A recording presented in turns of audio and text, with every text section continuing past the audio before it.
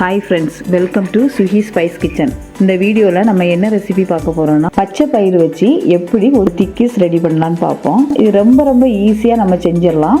10 நிமிஷத்தில் நம்ம செஞ்சு முடிச்சிடலாம். நம்ம குழந்தைங்க ஸ்கூலுக்கு, காலேஜுக்கு, ஆஃபீஸுக்கெல்லாம் போயிட்டு வரும்போது ரொம்ப டயர்டாக வரும்போது ஈவினிங் ஸ்நாக்ஸ் மாதிரி இதை நம்ம பண்ணி கொடுத்தோம்னா அவங்க ரொம்ப விரும்பி சாப்பிடுவாங்க. இது ஒரு ஆரோக்கியமான உணவும் கூட.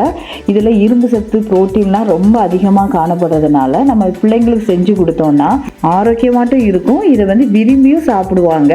வாங்க இதை எப்படி செய்யலான்னு பார்ப்போம். 1.5 கப்பு முளைக்கட்டின பச்சை பயிர் எடுத்துருக்கிறேன். முளைக்கட்டின பயிர் செய்ய டைம் இல்லை அப்படின்னா நீங்கள் இந்த பச்சை பயிரை ஊற வச்சுட்டு அதுக்கப்புறம் இதே மெத்தட்ல நீங்க செய்யலாம். ஆனா முளைக்கட்டி செய்யும் போது இன்னுமே உங்களுக்கு சத்து அதிகமா கிடைக்கும். இப்ப பசங்களுக்கு நம்ம முளைக்கட்டின பயிரை தனியா கொடுக்கும்போது சாப்பிட மாட்டாங்க. ஆனா இந்த மெத்தட்ல நம்ம செஞ்சு கொடுக்கும்போது முழுமையான சத்து கிடைச்சது மாதிரி இருக்கும். 1.5 கப்பு முளைக்கட்டின பச்சை பயிர் எடுத்துருக்கிறேன். அது கூட ஒரு பச்சை மிளகா, 3 துண்டு இஞ்சி, 4 பல் பூண்டு, கொஞ்சம் கொத்தமல்லி இலை, இவ்வளோத்தையும் போட்டுட்டு நம்ம குறப்பாக அரைச்சிட்டு வந்துடலாம்.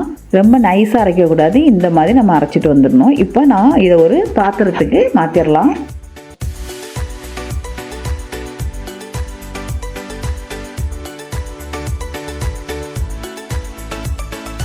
இது ஒரு பாத்திரத்துக்கு மாற்றிட்டு இது கூட நான் ஒரு 1/2 ஸ்பூன் மிளகாத்தூள் போட்டிருக்கிறேன். ஏன்னா நம்ம பச்சை மிளகாவும் போட்டுக்கிறதுனால ஒரு 1/2 ஸ்பூன் மிளகாத்தூள், ஒரு 1/2 ஸ்பூன் ஜீரகத்தூள், தேவைக்கேற்ப உப்பு, ஒரு 2 ஸ்பூன் அரிசி மாவு,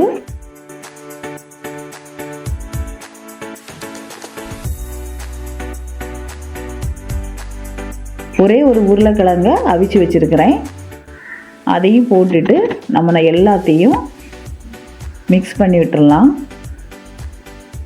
நான் இதில் தண்ணி விடலை. எல்லாமே இதை நம்ம நல்லா பிசையும் போது கரெக்டாக இருக்கும். நான் இதில் தண்ணி விடலை. உங்களுக்கு தண்ணி தேவைப்பட்டுன்னா 1 ஸ்பூன் இல்லைன்னா ஒரு 2 ஸ்பூன் தண்ணி விட்டுக்கோங்க. இப்போ இந்த மாதிரி நம்ம நல்லா பிசைஞ்சு வச்சுக்கிடணும்.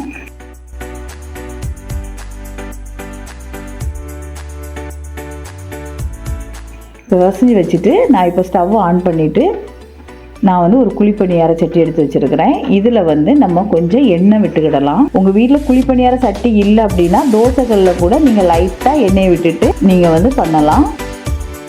எண்ணெய் சூடானதுக்கப்புறம் இந்த மாதிரி லைட்டாக ப்ரெஸ் பண்ணிவிட்டு நம்ம எல்லாத்தையும் வச்சிடலாம்.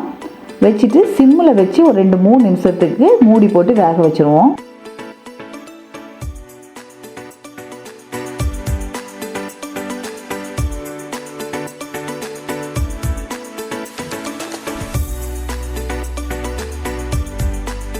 இப்போ நம்ம திருப்பி போட்டுடலாம். திருப்பி போட்டுட்டு நம்ம ஒரு 2 நிமிஷம் மூடி வச்சிடலாம்.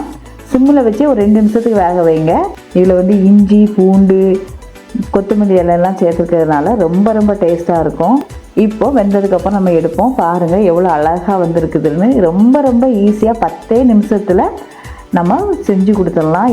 இது பெரியவங்க முதல் குழந்தைகள் வரைக்கும் விரும்பி சாப்பிடக்கூடிய ஒரு உணவு. ரொம்ப ஆரோக்கியமாக இருக்கும். இதை கண்டிப்பாக உங்கள் வீட்டில் ட்ரை பண்ணி பாருங்கள்.